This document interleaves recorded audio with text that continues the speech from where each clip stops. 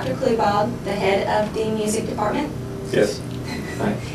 And he's going to be telling us all about this new Didgeridoo. Music is Didgeridoo? Didgeridoo. What is Yeah. Didgeridoo?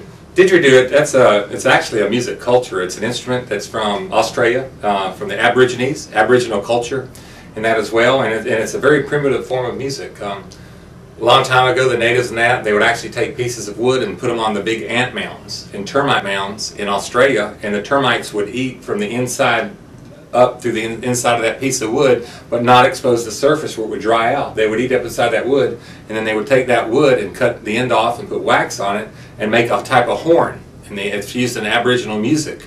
And they would produce tones by the different lengths of the horns and vibrating their lips like a buzzing on like a trombone, where you go into the instrument. You can change pitch, and then they also vocalize while they're doing that. So it's 2 notes at one time.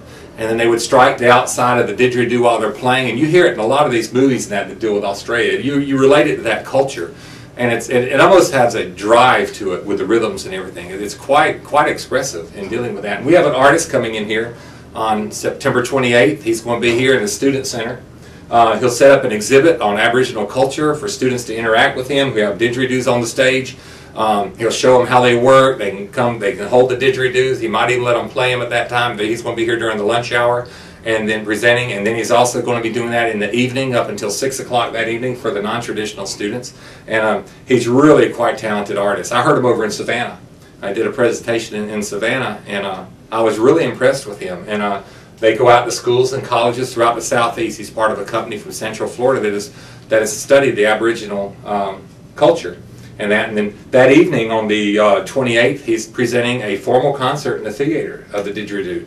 And it involves some of the percussion instruments as well. They put bracelets on and anklets on made out of the different hooves or bones of different animals for different rhythms and sounds.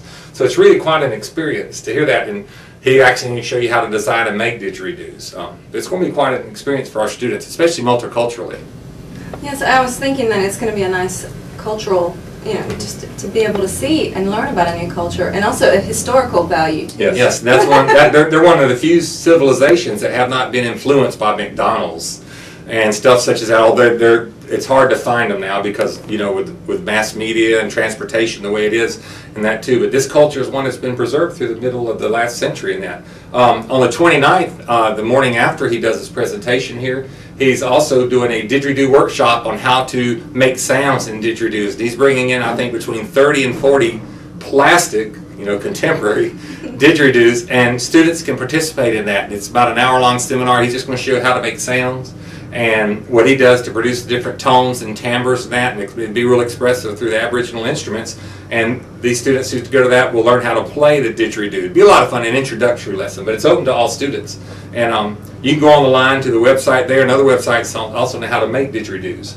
And he does that with workshops, but he's only here for 2 days. We couldn't involve that because that's quite time extensive to make didgeridoos. But you can go online and figure out how to make them. He'll show you how to play them.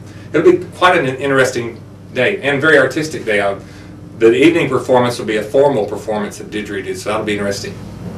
Okay, well, you all keep in mind, Lindsay Dank will be visiting Darton on September 28th and 29th. On the 28th, he will be doing Introduction to Didgeridoos. Yes. And a formal concert that night. And then on the 29th, those of you who are lucky enough to get your names in and registered early will be able to learn how to have a didgeridoo workshop. Yes, and it's all free to all students and the public as well. So we hope you can invite some friends. It'll be quite an experience. Okay, thank you. Thank you, Dr. Kluball. We appreciate you talking to us. Thank you.